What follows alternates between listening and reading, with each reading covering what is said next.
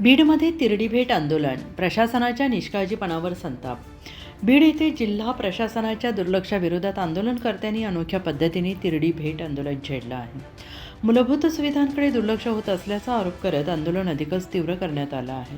जिल्हाधिकारी कार्यालयासमोर विविध मागण्यांसाठी उपोषण करणाऱ्या नागरिकांना निवारा शेड, पिण्याचे पाणी आणि स्वच्छतागृह यासारख्या अत्यावश्यक सुविधांचा अभाव असल्याचं आंदोलनकर्त्यांनी म्हटलं आहे। महसूल, पोलीस, कृषी आणि ग्रामविकास विभागांकडून त्यांच्या मागण्यांकडे सातत्यानं दुर्लक्ष होत असल्याचा आरोप करण्यात आला।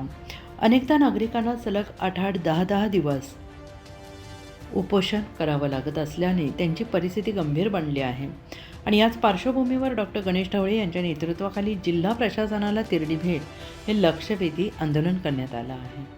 वाढत्या उन्हामुळे उपोषणकर्त्यांच्या आरोग्यावर परिणाम होण्याची शक्यता व्यक्त होत असून तातडीनं निवारा, पिण्याचे पाणी आणि स्वच्छतागृहांची व्यवस्था करावी अशी मागणी करण्यात येते आहे।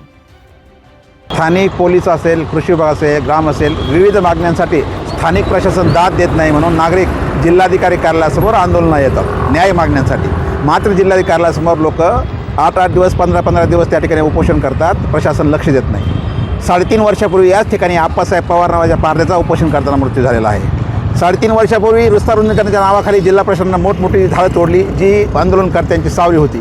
मात्र गेल्या 4 वर्षापासून आम्ही वारंवार जिल्हा प्रशासनाला म्हणतो की या ठिकाणी आंदोलनकर्त्यांनी निवारा शेड बांधण्यात यावं, पिण्याच्या पाण्याची, स्वच्छतागृहाची सोय करण्यात यावी। मात्र प्रशासन ऐकत नाही।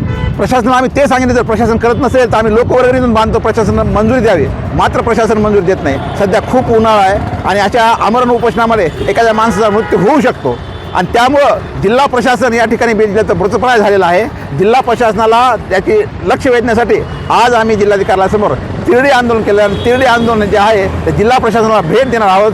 कमीत कमी या निमित्तानं तरी जिल्हा प्रशासन आंदोलनकर्त्यांची बाजू ऐकून घेईल, त्यांच्या वेदना व्यथा समजून घेईल आणि आंदोलनकर्त्यांसाठी निवारा, स्वच्छ पिण्याचं पाणी आणि त्याचबरोबर स्वच्छता आदींची मूलभूत सुविधा सोय करेल असं आम्हाला वाटतं।